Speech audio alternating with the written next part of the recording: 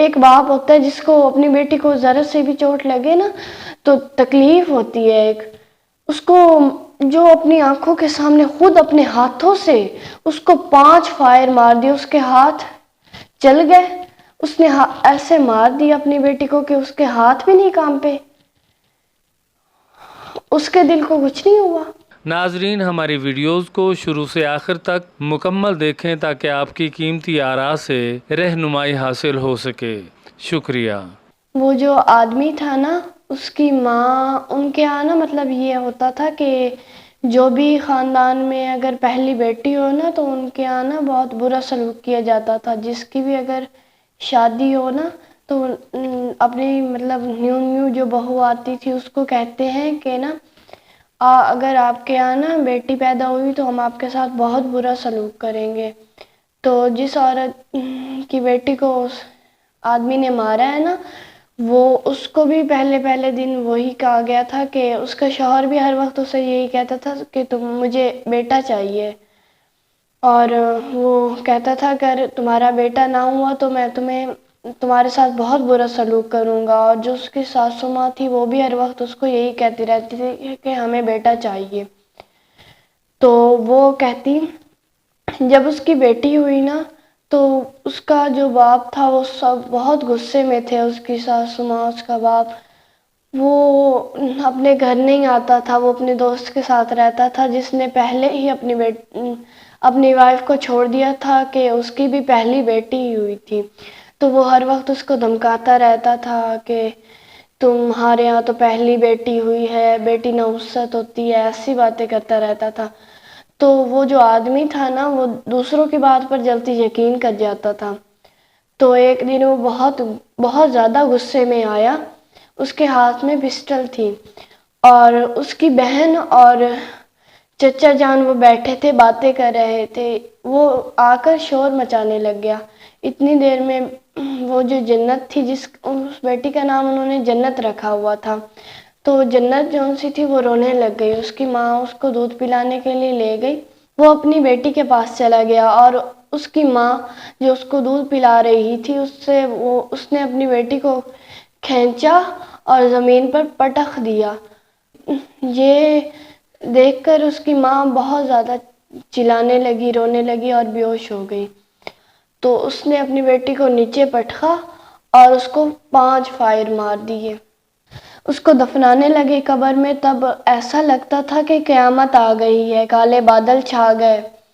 اور جب اس کو دفنانے لگے تو اتنی خوشبو آ رہی تھی کہ جو ساتھ جنازے میں موجود آدمی تھے وہ سب لوگ کہہ رہے تھے، ایسا محسوس ہوتا تھا کہ ہم لوگ جنت میں آ گئے ہیں. اور جیسے جیسے اس کے اوپر مٹی ڈالی گئی ویسے ویسے ہی وہ کالے بادل ہٹ گئے. اگر وہ میرے سامنے آئے تو میں اس کو ایسے ماروں نا کہ وہ تڑپ تڑپ کر مرے، وہ اپنی موت مانگے سب سے. اس نے ایک معصوم لڑکی کو مارا ہے جس کو مطلب بچوں کو اتنا زیادہ درد ہوتا ہے کہ اتنے سافٹ ہوتے ہیں اور اتنے پیارے ہوتے ہیں، لیکن ننھی سی جان کو اس کو کچھ بھی نہیں ہوا کہ مارتے وقت اس کے دل کو بھی کچھ نہیں ہوا. ایک باپ ہوتا ہے جس کو اپنی بیٹی کو ذرا سے بھی چوٹ لگے نا تو تکلیف ہوتی ہے ایک. اس کو جو اپنی آنکھوں کے سامنے خود اپنے ہاتھوں سے اس کو 5 فائر مار دیے، اس کے ہاتھ چل گئے. اس نے ایسے مار دیا اپنی بیٹی کو کہ اس کے ہاتھ بھی نہیں کام پہ، اس کے دل کو کچھ نہیں ہوا. میں ان والدین سے ہاتھ جوڑ کر گزارش کرتی ہوں کہ بے شک اپنی بیٹیوں کو ان کا شرعی حق نہ دیں، لیکن ان کو اتنی بے دردی سے تو نہ مارے، ایسے تڑپا کر تو نہ مارے. کوئی گلا دبا رہا ہے، کوئی اس کو چھری سے اس کا گلا کاٹ رہا ہے، کوئی اس پر ظلم کر رہا ہے، کوئی اس کو جلا رہا ہے، کوئی اس کو گولیوں سے مار رہا ہے. ایسے تو نہ کرے نا. ان کو جینے کا بھی حق ہے جیسے لڑکوں کو ہوتا ہے، لیکن لڑکیوں کو بھی تو جینے کا حق دیں. وہ بھی ان کو بھی تو تکلیف ہوتی ہے نا. وہ بھی کسی کی بیٹی ہوتی ہے، کسی کی ماں ہوتی ہے، کسی کی بہن ہوتی ہے. خدا کے لیے آئندہ ایسا مت کیجیے گا، ورنہ بیٹیوں کا باپ سے اپنے باپ سے اعتماد اٹھ جائے گا. اچھے باپ کو بھی وہ برا سمجھنے لگ جائیں گی، ان کے دل میں خوف پیدا ہو جائے گا. جو باپ اچھے ہیں ان کے لیے بھی ان کے دل میں ہمیشہ یہ رہے گی کہ ہمارے باپ تو ہمارے ساتھ ایسا نہ کرے گا، ہمارا باپ بھی تو ہمارا باپ ہمارے ساتھ کہیں ایسا نہ کرے. وہ بھی سمجھتی ہوں گی کہ ہم اپنے باپ پر بوجھ ہیں. تکلیف ہوتی ہے لڑکیوں کو یہ سن کر کہ ہم ماں باپ کے لیے بوجھ ہیں. اور جب ماں باپ سے سنا جاتا ہے نا تب بہت زیادہ تکلیف ہوتی ہے، جب باپ خود کہہ رہا ہوتا ہے کہ میری بیٹی میرے لیے بوجھ ہے.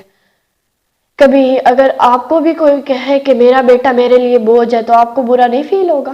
آپ کو تکلیف نہیں ہوگی؟ بیٹیوں کو بھی تکلیف ہوتی ہے جب وہ اپنے باپ سے، اپنے سگے باپ سے یہ سنتی ہیں کہ یہ بیٹی میرے لیے بوجھ ہے بڑی. دوستو اگر آپ کو ہماری یہ ویڈیو اچھی لگی ہو تو اسے سبسکرائب، لائک، شیئر کے علاوہ کمنٹس باکس میں اپنی رائے کا اظہار ضرور کریں تاکہ آپ تک ہماری ویڈیوز بہتر اور بر وقت میسر ہو سکیں. اب اپنے ہوسٹ عبد المجید بھاٹی کو دیجیے اجازت. اللہ نگہبان.